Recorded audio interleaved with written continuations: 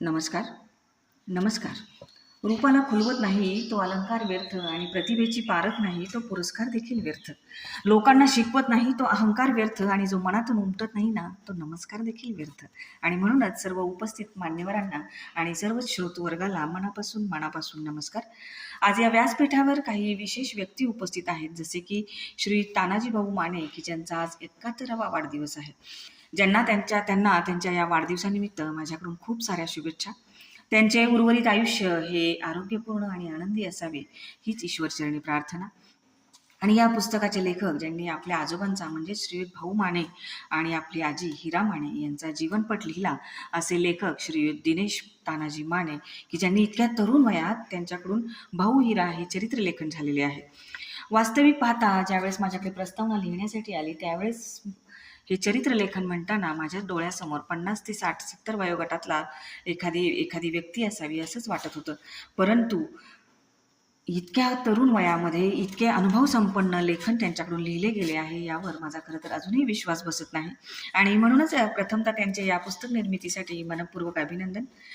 त्यानंतर आज या कार्यक्रमाला अध्यक्ष म्हणून लाभलेले श्री संतोष गेडामजी सर की जे मराठी विश्वकोश कार्यालय वाई येथे विद्याव्यासंगी सहाय्यक म्हणून काम पाहतात, की जे उत्तम कवी आणि वक्ता देखील आहेत. आणि आजच्या कार्यक्रमाची विशेष उपस्थिती म्हणजे माझे विद्यार्थी असणारे की ज्याचा मला रास्त अभिमान आहे असे मुक्ताई प्रकाशनचे सर्वेसर्वा श्रीयुत प्रमोदजी भिसे, ज्यांनी अत्यंत कमी वयामध्ये साहित्य क्षेत्रात प्रकाशकांच्या यादीत आपले विशेष असे स्थान निर्माण केलेले आहे. नवोदित लेखक कवींना आपल्या प्रकाशन संस्थेच्या माध्यमातून उभे करण्याचे काम त्यांनी केलेले आहे. पुस्तक छापत असताना अत्यंत बारकाईनं मुखपृष्ठापासून ते मलपृष्ठापर्यंत बारकाईनं अभ्यास करणारा प्रकाशक म्हणून त्यांचा आवर्जून मला इथं उल्लेख करावासा वाटतो. इथे आवर्जून मला त्यांच्याविषयीची एक आठवण सांगावीशी वाटते. 8-10 वर्षापूर्वी मी देखील लेखन करत होते आणि लेखनाची डायरी पूर्ण भरलेली होती आणि ती कुणीतरी छापावी असं मनापासून वाटत होतं. अनेक प्रकाशकांचे उमरे मी झिजवले होते, परंतु सगळीकडून मला नकार प्राप्त होत होता. कारण लिहिणं फार सोपं आहे, परंतु प्रकाशन करणं हे फार तारेवरची कसरत आहे असं मला वाटतं. आणि त्याच वेळेस प्रमोद भिसे हा माझा विद्यार्थी की जो नुकताच ग्राफिक्सच्या जगामध्ये आला होता, तर त्यानं माझं पहिलं मध्यंतर हे पुस्तक छापलं आणि नंतर आम्हाला त्या मध्यंतर या पुस्तकाची दुसरी आवृत्ती काढावी लागली आणि मग माझा प्रवास हा थांबलाच नाही. सलग गेल्या 8 वर्षामध्ये 6 पुस्तकांचं लेखन, कथा निर्मिती माझ्याकडून झालेली आहे. आणि याचं सर्व श्रेय प्रमोद भिसे या माझ्या विद्यार्थ्याला आज या व्यासपीठावर मला द्यावंसं वाटतं. आणि आजचे हे पुस्तक भाऊ हिरा हे त्यांच्याच प्रकाशन संस्थेची निर्मिती आहे याचा मला रास्त अभिमान आहे. आज आपण मला या कार्यक्रमाला प्रमुख अतिथी म्हणून निमंत्रित केलं त्याबद्दल प्रथमतः मी आपणा सर्वांचीच कृतज्ञ आहे. कारण पुस्तक निर्मिती काय असते, त्यामागची तगमग काय असते याची मला पूर्ण कल्पना आहे. आणि अशाच एका पुस्तकाच्या प्रकाशन सोहळ्याला उपस्थित राहण्याजोगे दुसरे भाग्यच नाही असे निदान मला तरी वाटते. कारण पुस्तकासारखा दुसरा कोणताही गुरु नाही.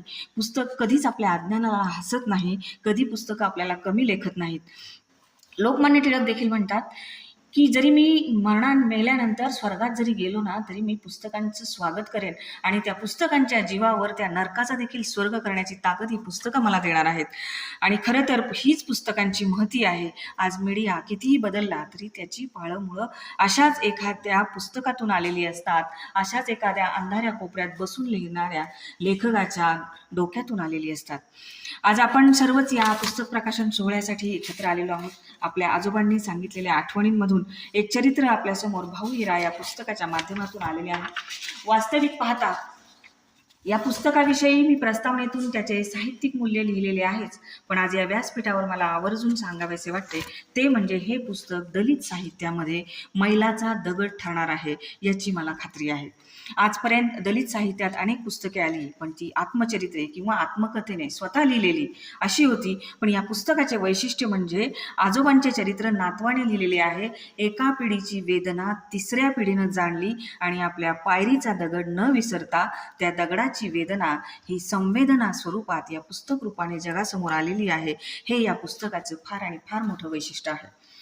खरं तर वाई, बावधन, सातारा, लिंब या परिसरात राहणाऱ्या फिरस्ती आयुष्य जगणाऱ्या वडार कुटुंबाचं हे वास्तव चित्रण आहे. त्यामुळं या परिसरातील जीवनाचं, दाहकतेचं हे पहिलं चित्रण आपल्या परिसरातलं असावं असं मला वाटतं.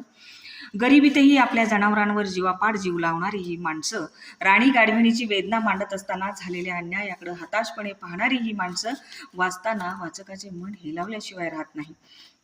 हिरा या आपल्या आजीचा संकट काळात मुलांना ओल्या ज्वारीच्या कणसाची ज्वारीची पेज खाऊ घालणारी आजी आपल्यासमोर, धडाडीची स्त्री आपल्यासमोर इथे उभे राहताना दिसते. आणि कितीही वाईट परिस्थिती असली तरी आपल्या मुलाबाळांना चोरी लबाडीपासून लांब ठेवणारी एक ताठ खाण्याची स्त्री इथं आपल्या डोळ्यासमोर येते. त्याचबरोबर भाऊ व्यसनाधीन होते, परंतु त्यांची त्या व्यसनामुळे कुटुंबाला कधीही शिवीगाळ किंवा मारहाण इथे येताना दिसत नाही. तो व्यसन करून आला म्हणून हिराचं कधी आकांतांडव इथं झालेलं दिसत नाही. फिरस्त्या जगण्यामध्येही आपल्या दोन मुलांना शाळा बदलत का होईना शिकवणं चालू राहतं. कौटुंबिक जबाबदाऱ्यांची जाण करून दिली जाते आणि म्हणूनच कष्टातून हे कुटुंब उभं राहतं. बाबासाहेब आंबेडकरांनी दाखवलेली ज्ञानाची वाट आणि संकटातूनही न सोडता आपल्या किमान 2 मुलांना तरी विद्याविभूषित करावं या एकाच प्रेरणेतून हे कुटुंब उभं राहतं. आपल्या 2 मुलांना उच्च विद्या विभूषित करत त्यांना सरकारी नोकरीच्या पायरीवर आणून सोडत भाऊ हिरा या दाम्पत्याचा कष्टाचा खडतर प्रवास आपल्याला विचार करायला निश्चितच भाग पाडतो. दिनेश माने यांची लेखणी आपल्या आजी आजोबांचे चरित्र चित्रण करत असताना कुठेही उणी पडताना दिसत नाही. समाजव्यवस्थेविरुद्ध चीड देखील ते व्यक्त करताना दिसत नाहीत. जीनं आमचं असंच म्हणत, नशिबी आलेले भोग दैवाचा खेळ म्हणत सहज ते स्वीकारत जातात. आणि त्यामुळेच या चरित्र लेखनात कुठेही आतताईपणा किंवा समाजाविरुद्धची खतखत जाणवत नाही. मात्र असे असूनही समाजाला विचारांच्या गर्तेत लोटण्यास ही लेखणी सक्षम ठरते. आणि त्यामुळेच या चरित्र चित्रणाचे साहित्य मूल्य हे साहित्य विश्वात आपला निश्चितच ठसा उमटवणार आहे. या चरित्र चित्रणाचे लेखकाचे भाषिक सामर्थ्य वाचकाला विचार प्रवृत्त करण्यास भाग पाडते. आजी आजोबा, आपले वडील, त्याचबरोबर आपले नातलग आधीच्या पिढीनं केलेल्या कष्टामुळे आपलं आजचं जगणं आहे याची जाणीव ठेवत आलेलं हे लिखाण आहे. या पुस्तकातील प्रत्येक प्रसंग हा वाचकाला अंतर्मुख करणारा आहे.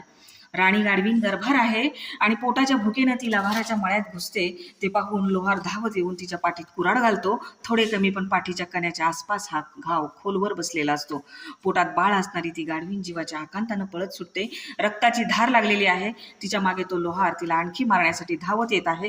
हा प्रसंग वाचताना त्या मुक्या प्राण्याविषयी लेखकाची तगमग दिसून येते आणि ती वाचकाच्या काळजाला भिडते.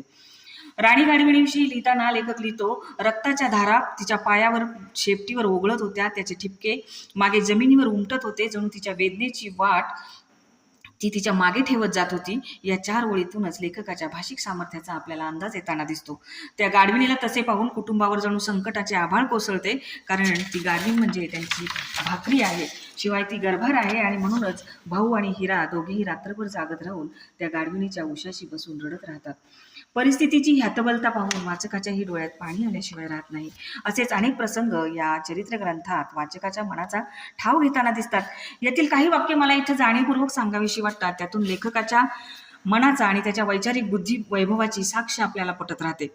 त्या रात्री भुकेचा प्रश्न तात्पुरता सुटला होता. पण जगण्याचा प्रश्न मात्र आणखीनच गडद झाला होता. मुक्या जनावरांची ती जणू शोकसभा होती. शाळेतल्या बाकावर तिघांची जात एकच व्हायची आणि ती जात म्हणजे फक्त आणि फक्त मैत्री होती. पुण्याच्या दप्तरात नुसतं पाटी आणि पुस्तक नव्हतं, तर त्यात त्याच्या आब्बा अम्माची स्वप्न होती. आनंदा सुरेशची दोस्ती होती आणि पालाच्या अंधाराला चिरून टाकणाऱ्या उजेडाची वाट होती. गरिबीला वास नसायचा, लाज नसायची, फक्त आणि फक्त भूक असायची. यासारखी असंख्य वाक्य वाचकाला विचार करण्यास प्रेरित करतात आणि त्याचबरोबर लेखकाच्या वैचारिक उंचीकडे लक्ष वेधतात. सवर्ण समाजाविषयी कोणतीही चीड नाही, शिवीगाळ नाही. अत्यंत सहजपणे देवाजीनं दिलेलं देणं हे जगणं हे कुटुंब स्वीकारत जातं. श्री दिनेश माने हे देखील कौशल्य विकास विभागात अधिकारी आहेत. अत्यंत तरुण वयात त्यांच्याकडून आलेलं हे लिखाण निश्चितच फार मोठी भरारी गाठणार आहे. अनेक पुरस्कारांनी हे पुस्तक निश्चितच मानांकित होणार आहे याची मला खात्री आहे. त्यांच्या लेखणीकडून असेच आणखी लिखाण होत राहो ही सदिच्छा.